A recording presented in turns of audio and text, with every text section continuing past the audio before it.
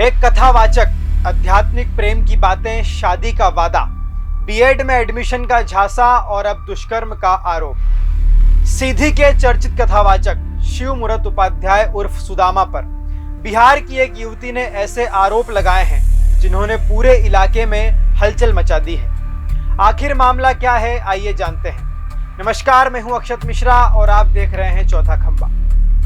मध्य प्रदेश के सीधी जिले के नरगी गांव निवासी कथावाचक शिव मूरत उपाध्याय उर्फ सुदामा पर बिहार की एक युवती ने दुष्कर्म, शादी का झांसा देकर शारीरिक शोषण और आर्थिक धोखाधड़ी जैसे गंभीर आरोप लगाए हैं। इन आरोपों के आधार पर 19 जुलाई 2026 को पटना के गर्दनी बाग थाने में मामला दर्ज किया गया है। फिलहाल ये आरोप हैं और मामले की जांच पुलिस कर रही है।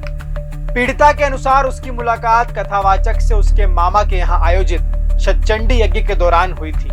बातचीत के दौरान उसने बीएड करने की इच्छा जताई, जिस पर आरोपी ने सीधी में अपने परिचित कॉलेज और यूनिवर्सिटी का हवाला देते हुए एडमिशन दिलवाने, फीस में छूट दिलाने और केवल परीक्षा देने आने का भरोसा दिया।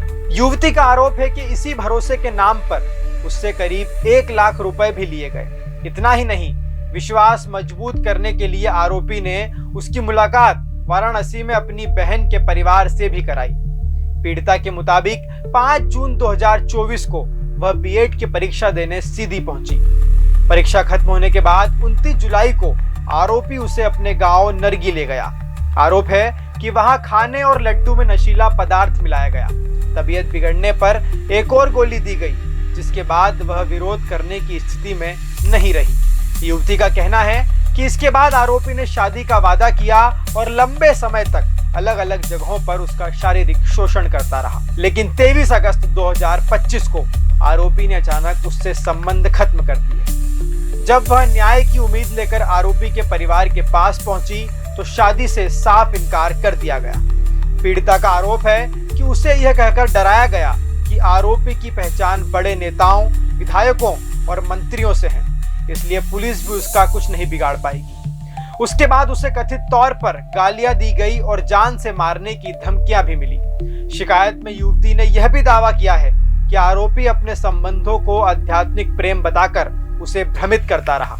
पीड़िता के अनुसार आरोपी ने कहा कि उसने उसके प्रेम के लिए अपना ब्रह्मचर्य और वर्षों की तपस्या दांव पर लगा दी। युवती का आरोप है कि इन बातों के जरिए उस पर मानसिक दबाव बनाया गया ताकि वह शिकायत न करे। स्थानीय चर्चाओं और शिकायत में यह भी आरोप लगाया गया है कि कथावाचक बेहद आलीशान जीवन शैली जीता था।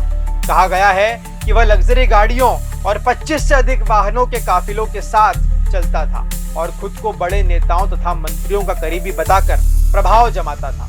हालांकि इन दावों की स्वतंत्र पुष्टि नहीं हुई है। फिलहाल पुलिस ने युवती की शिकायत के आधार पर मामला दर्ज कर जांच शुरू कर दी है।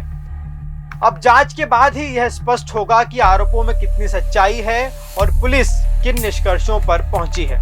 आरोपी का पक्ष या प्रतिक्रिया अभी सार्वजनिक रूप से सामने नहीं आई है। आप इस पूरे मामले को कैसे देखते हैं? आपकी राय हमें कमेंट बॉक्स में जरूर बताइए।